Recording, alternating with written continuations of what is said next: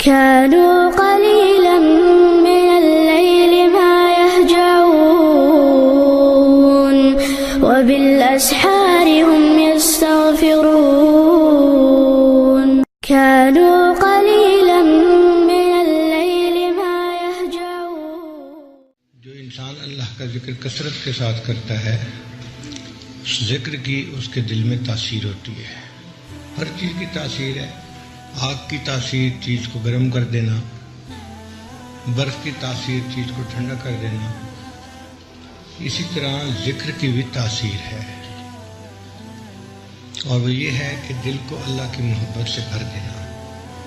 تو ذکر سے ذات کی محبت پیدا ہوتی ہے. آپ کسی چیز کا تذکرہ زیادہ کرنا شروع کر دیں، اس چیز کی محبت آئے گی. اس لیے جو کمپیوٹر والوں کے پاس بیٹھنا شروع کر دیتا ہے، کچھ عرصے کے بعد کمپیوٹر کا بزنس کرنے کا ارادہ کر لیتا ہے. جو علماء کے پاس بیٹھنا شروع کر دیتا ہے، وہ کچھ عرصے کے بعد علم حاصل کرنے کا ارادہ کر لیتا ہے. تو ذکر سے ذات کی محبت پیدا ہوتی ہے.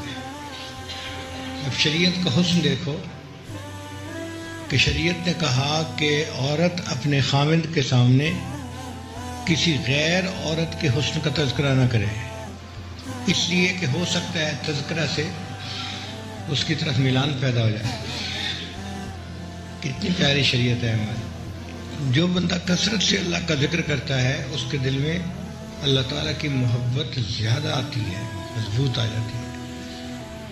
اور جب اللہ تعالیٰ کی محبت مضبوط ہو جاتی ہے، پھر اللہ تعالیٰ کی رضا حاصل کرنے کی فکر لگ جاتی ہے. اللہ کو راضی کرنے کا جی چاہتا ہے.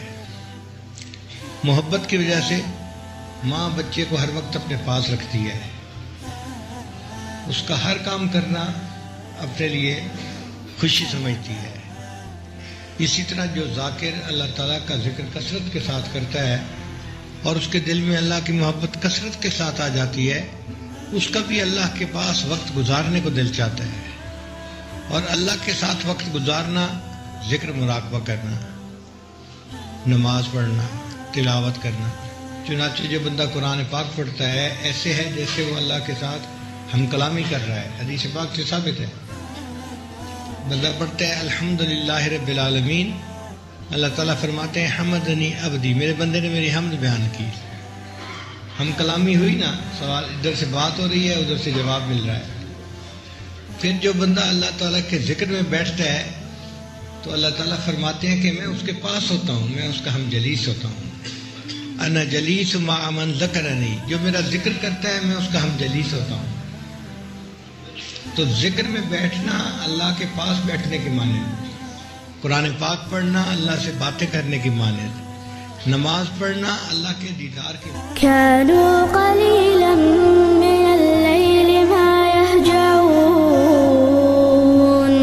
وبالأسحار